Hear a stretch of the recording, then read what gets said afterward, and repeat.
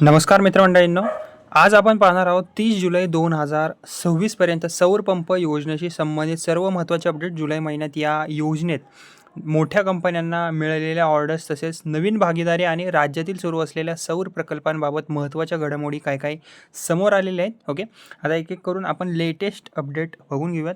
आता जर आपण पहिल्या अपडेटविषयी जर बघितलं तर आता महाराष्ट्र राज्य वीज वितरण कंपनी म्हणजेच MSEDCLने क्रॉम्प्टन ग्रीव्ज कन्झ्युमर इलेक्ट्रॉनिक्सला या कंपनीला 64.99 कोटींची अतिरिक्त ऑर्डर आता दिलेली आहे. आणि याआधी 2 जुलै 2026 रोजी याच कंपनीला 29.77 कोटींची प्रारंभिक ऑर्डर देण्यात आलेली होती. आता या नवीन ऑर्डरमुळे कंपनीकडे सौर पंप प्रकल्पाचे काम जे आहे ते आणखीन वाढलेले आहे.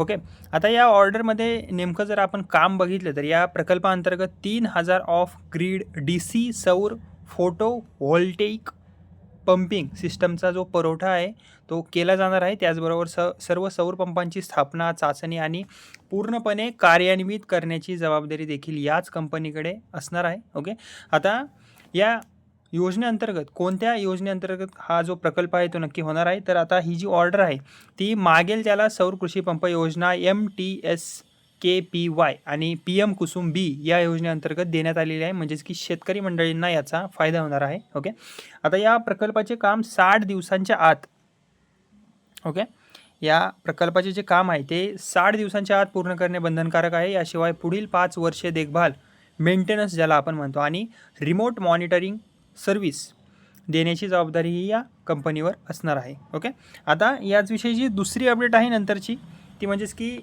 जुलै महिन्याच्या अखेरीस बॉन्ड डाटा इंजिनिअरिंग लिमिटेडने ऑनिक्स IPP म्हणजेच OIPL या कंपनीतील 60% हिस्सा जो आहे तो विकत घेतलेला आहे. आणि ही जी कंपनी आहे ती मुख्यमंत्री सौर कृषी वाहिनी योजना 2.0 अंतर्गत तब्बल 225 मेगावॉट क्षमतेचा सौर ऊर्जा प्रकल्प आता उभारत आहे. ओके, आता या प्रकल्पाची जर आपण वैशिष्ट्ये जर बघितली, ओके, तर या प्रकल्पासाठी MSEDCLने सोबत 25 वर्षांचा पॉवर परचेस ॲग्रीमेंट म्हणजेच PPA करण्यात आलेला आहे. आणि या सौर प्रकल्पातून दरवर्षी सुमारे 150.48 कोटी उत्पन्न मिळण्याची अपेक्षा सुद्धा व्यक्त करण्यात आलेली आहे. आणि या प्रकल्पाचा मुख्य उद्देश म्हणजे की शेतकऱ्यांच्या कृषी फीडरना स्वच्छ, अखंड आणि दिवसा वीज उपलब्ध करून देणे. ओके, म्हणजेच की इनडायरेक्टली शेतकऱ्यांनाच याचा फायदा होणार आहे, तसेच राज्यातील अक्षय ऊर्जा उत्पादनाला चालना देणे. ओके, आता जर आपण नंतरची अपडेट जर बघितली तर आता शक्ती पंप्स इंडिया या कंपनीला 15,000 सौर पंपाच्या पुरवठ्यासाठी 354 कोटींची मोठी ऑर्डर मिळालेली आहे. आणि यामुळे राज्यातील अधिकाधिक शेतकऱ्यांना सौर पंप उपलब्ध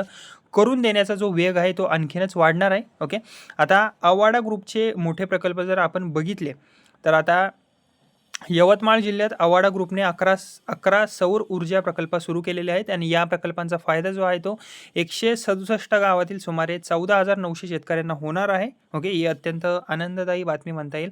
आणि यामुळे कृषी क्षेत्राला दिवसा वीज उपलब्ध होण्यास मोठी मदतसुद्धा मिळणार आहे.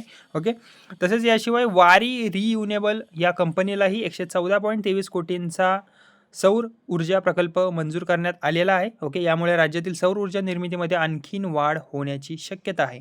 ओके, तसेच राज्य सरकारची मुख्यमंत्री सौर कृषी पंप योजना आणि PM कुसुम योजना यांचा मुख्य उद्देश आहे की शेतकऱ्यांना दिवसा वीज उपलब्ध करून देणे, डिझेल पंपावरील अवलंबित्व कमी करणे, शेतीसाठी स्वच्छ आणि अक्षय ऊर्जेचा वापर वाढवणे, तसेच शेतकऱ्यांचा जो वीजचा जो खर्च येतो तो अत्याधुनिक कमी करणे.